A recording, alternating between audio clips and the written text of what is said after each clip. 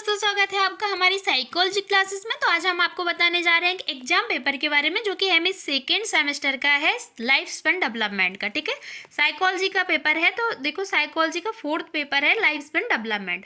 अब यहाँ पे आप देख सकते हैं, यहाँ पे जो लिखा हुआ है टाइम जो है वो टाइम 3 आवर्स दिया जाता है और मैक्सिमम मार्क्स हैं जो आपके अधिकतम अंक हैं वो है 85। ठीक है, 85 नंबर हैं और मिनिमम पास मार्क्स हैं जो निम्नतम पास वाले जो अंक हैं वो हैं आपके 29। ठीक है, तो यहाँ पे आप देख सकते हैं सेक्शन ए लिखा हुआ है। सेक्शन ए में जो क्वेश्चन पूछे गए हैं वो शॉर्ट आंसर टाइप क्वेश्चन है जिन्हें लघु उत्तरीय प्रश्न कहते हैं। ठीक है, तो attempt all question, each question carries 5 marks. तो यहाँ पे आप देख सकते हैं सामने लिखा हुआ है 5 × 5 = 25। मतलब ये है कि आपका जो एक अंक है, एक क्वेश्चन है वो 5 अंक का है। ठीक है, 5 अंक का है और यहाँ पे आपकी जो 1 क्वेश्चन है 5 मार्क्स का है। ठीक है, तो यहाँ पे देख सकते हैं सभी प्रश्नों के उत्तर दीजिए, प्रत्येक प्रश्न 5 अंक का है। तो जब आपका एक प्रश्न 5 अंक का है तो आपको 5 प्रश्नों के उत्तर देना है, तो आपके 25 अंक हो जाएंगे। ठीक है, तो 25 मार्क्स। अब यहाँ पे आप देख सकते हैं जो क्वेश्चन है वो क्या पूछा गया है। तो यूनिट फर्स्ट से आपका क्वेश्चन पूछा गया है, सांस्कृतिक पृष्ठभूमि सामाजिक विकास को कैसे प्रभावित करती है। ठीक है, इसके बाद अथवा में क्वेश्चन पूछा गया है। तो अथवा में कौन सा क्वेश्चन पूछा गया है? अथवा में पूछा गया है स्व और स्वसंप्रत्यय को परिभाषित कीजिए, define self and self concept. तो यहाँ पे सेल्फ और सेल्फ कॉन्सेप्ट को इन्होंने डिफाइन करने की बात की है। ठीक है, परिभाषित करने की बात की है। अब यहाँ पे आप ये देखो, अथवा का मतलब ये होता है कि इन दोनों प्रश्नों में से आपको किसी एक प्रश्न का उत्तर देना है। ठीक है, तो जब दो प्रश्न में से मान लो अगर आपको दोनों प्रश्नों के उत्तर आते हैं तो आपको दोनों प्रश्नों के उत्तर नहीं लिखना है, लेकिन एक का उत्तर ही लिखना है और वो कंपलसरी है। अगर आप एक प्रश्न का भी उत्तर नहीं देंगे तो आपके जो 5 मार्क्स है वो आपको नहीं दिए जाएंगे। ठीक है, अब आप आते हैं यूनिट सेकेंड। ठीक है, तो यूनिट सेकेंड से देखते हैं यूनिट सेकेंड से कौन सा क्वेश्चन पूछा गया है। यूनिट सेकेंड से पूछा गया है संवेगात्मक विनियमन से क्या अभिप्राय है। ठीक है, और अथवा में देखो इन्होंने क्या पूछा है, अथवा में पूछा है संवेगात्मक कुप्रबंधन को समझाइए। ठीक है, अब यहाँ पे आप नेक्स्ट क्वेश्चन पे आते हैं। तो नेक्स्ट यूनिट देखिए, नेक्स्ट यूनिट 3 से क्वेश्चन जो है वो आया है। क्वेश्चन है संज्ञानात्मक विकास के पियाजे के सिद्धांत का वर्णन कीजिए। ठीक है, तो यहाँ पे इन्होंने पियाजे का सिद्धांत पूछा है, संज्ञानात्मक विकास के पियाजे के सिद्धांत का वर्णन कीजिए। ठीक है, अथवा में इन्होंने पूछा है मनोसामाजिक विकास से आप क्या समझते हैं, what do you understand by psychological development. ठीक है, तो यहाँ पे आप यूनिट 4th, अब आपका जो यूनिट 4th से क्वेश्चन पूछा गया है वो क्या पूछा गया है देखते हैं। यूनिट 4th से आपका क्वेश्चन पूछा गया है, पूर्व बाल्यावस्था के अनुभव व्यक्तित्व विकास को कैसे प्रभावित करते हैं। ठीक है, तो यहाँ पे आप देख सकते हैं अथवा में जो नेक्स्ट क्वेश्चन दिया गया है वो कौन सा है। नेक्स्ट क्वेश्चन आपका है सामाजिक विकास में पारिवारिक गतिशीलता की भूमिका समझाइए। ठीक है, भूमिका को समझाइए। इन दोनों में से आपको किसी एक प्रश्न का उत्तर देना है जो कि कंपलसरी है। ठीक है, अब आते हैं यूनिट 5th पे। तो यूनिट 5th में देखते हैं आपका इकाई 5 से कौन सा क्वेश्चन पूछा गया है। इकाई 5 से आपका क्वेश्चन जो है पूछा गया है, वृद्धों द्वारा अनुभव की जाने वाली संवेगात्मक चुनौतियों का वर्णन कीजिए। ठीक है, इसके बाद इन्होंने अथवा में देखिए कौन सा क्वेश्चन पूछा है। अथवा में देखते हैं, अथवा में इन्होंने पूछा है किशोरों के शारीरिक एवं मानसिक स्वास्थ्य पर मादक औषधियों का क्या प्रभाव पड़ता है। ठीक है, तो यहाँ पे देखो, यहाँ पे इन्होंने ये वाला क्वेश्चन पूछा है यूनिट 5 से। ठीक है, तो इन दोनों में से आपको किसी एक प्रश्न का उत्तर देना कंपलसरी है। ठीक है, अब इसके बाद आप देख सकते हैं यहाँ पे आपका जो नेक्स्ट क्वेश्चन है वो क्या पूछा गया है, आपका जो सेक्शन बी से पूछा गया है। ठीक है, तो सेक्शन बी से आपका जो क्वेश्चन पूछा गया है वो है लॉन्ग आंसर टाइप क्वेश्चन। ठीक है, जिन्हें दीर्घ उत्तरीय प्रश्न भी कहते हैं। ओके, तो दीर्घ उत्तरीय प्रश्न कहते हैं। अब यहाँ पे आप देख सकते हैं attempt all question, each question carries 12 marks. तो आपका जो यहाँ पे एक प्रश्न है वो 12 अंक का है और 5 प्रश्नों के आपको उत्तर देने हैं, तो आपके टोटल मार्क्स कितने हो जाएंगे 60। ठीक है, 12 × 5 × 12 60। तो यहाँ पे आप देख सकते हैं जब 12 अंक का एक प्रश्न है तो आपको 5 प्रश्नों के उत्तर देने हैं, तो 12 × 5 करोगे तो भी आपके 16 मार्क्स हो जाएंगे। ठीक है, तो यहाँ पे जो एक चीज़ और क्लियर कर देते हैं, जो रेगुलर स्टूडेंट है उनके लिए ये 12 मार्क्स का एक क्वेश्चन है, जो प्राइवेट स्टूडेंट है उनके लिए ये 14 मार्क्स का एक क्वेश्चन है। ओके, तो और जो 5 मार्क्स का जो क्वेश्चन था, शॉर्ट आंसर टाइप क्वेश्चन था, वो रेगुलर स्टूडेंट के लिए 5 मार्क्स का था और प्राइवेट स्टूडेंट के लिए 6 का था। ठीक है, तो जो 6 मार्क का था, अब आप यहाँ पे एक चीज़ देख सकते हैं कि यहाँ पे इन्होंने ये जो क्वेश्चन क्या दिया है यूनिट फर्स्ट से, तो यहाँ पे एक चीज़ और क्लियर कर देते हैं। अगर प्राइवेट स्टूडेंट और रेगुलर स्टूडेंट, कभी कभी स्टूडेंट कंफ्यूज हो जाते हैं कि प्राइवेट स्टूडेंट के लिए ये 14 मार्क्स का क्यों है और वो जो शॉर्ट आंसर टाइप क्वेश्चन है वो 6 मार्क्स का क्यों है। वो इसीलिए क्योंकि प्राइवेट स्टूडेंट जो होते हैं उनके इंटरनल असाइनमेंट नहीं कराए जाते हैं, उनका डायरेक्ट एग्जाम होता है 100 मार्क्स का। ठीक है, और जो रेगुलर स्टूडेंट होते हैं उनके इंटरनल असाइनमेंट कराए जाते हैं 15 मार्क्स का। ठीक है, तो और 85 का उनका एग्जाम पेपर होता है, तो 85 + 15 उनका 100 मार्क्स हो जाते हैं। क्लियर। अब यहाँ पे आप यूनिट फर्स्ट से देखते हैं, लॉन्ग आंसर टाइप क्वेश्चन है आपका, दीर्घ उत्तरीय प्रश्न है। क्या क्वेश्चन पूछा गया है, देखो क्वेश्चन पूछा गया है, व्यक्ति के व्यक्तित्व निर्माण में आनुवंशिकी, वातावरण एवं व्यक्तिगत अनुभव कैसे योगदान करते हैं। ठीक है, अब यहाँ पे आप देख सकते हैं, यहाँ पे इन्होंने अथवा में कौन सा क्वेश्चन अथवा में पूछा है एरिक्सन के मनोसामाजिक विकास सिद्धांत के चरणों का वर्णन कीजिए।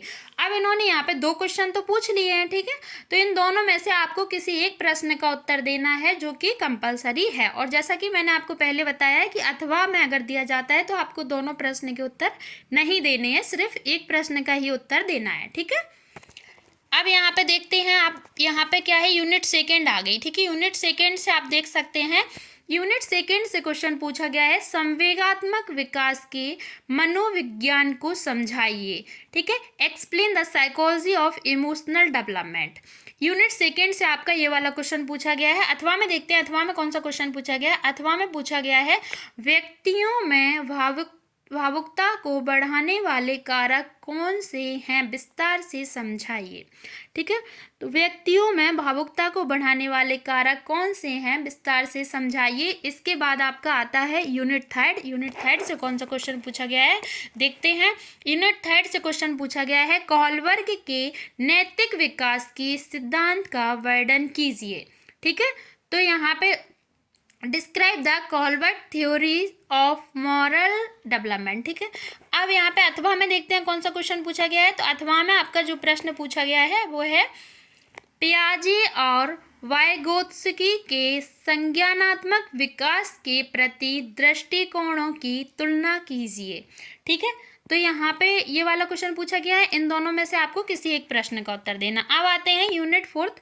यूनिट फोर्थ से देखते हैं कौन सा क्वेश्चन पूछा गया है, स्वस्थ बनाम अस्वस्थ पारिवारिक गत्यात्मकता में योगदान करने वाले कारकों का विश्लेषण कीजिए। ठीक है, तो यहाँ पे इन्होंने ये वाला क्वेश्चन पूछा है। इसके अथवा में देखते हैं कौन सा क्वेश्चन पूछा है। अथवा में इन्होंने पूछा है, बच्चों के विकास पर माता पिता के दृष्टिकोणों के प्रभाव का उदाहरण सहित वर्णन कीजिए। ठीक है, तो यहाँ पे इन्होंने ये वाला क्वेश्चन पूछा है और इन दोनों में से आपको किसी एक प्रश्न का उत्तर देना है। अब यहाँ पे हम आपको एक बात और क्लियर कर देते हैं, जो यूनिट फोर्थ से क्वेश्चन पूछा जा रहा है, लॉन्ग आंसर टाइप पूछा है और शॉर्ट आंसर टाइप भी पूछा था। तो जो एमए का जो सिलेबस है उसमें 5 यूनिट है। ठीक है, टोटल 5 यूनिट है और 5 यूनिट में से आपको प्रत्येक यूनिट से शॉर्ट आंसर टाइप क्वेश्चन पूछा जाएगा और प्रत्येक यूनिट से लॉन्ग आंसर टाइप क्वेश्चन पूछा जाएगा। क्लियर।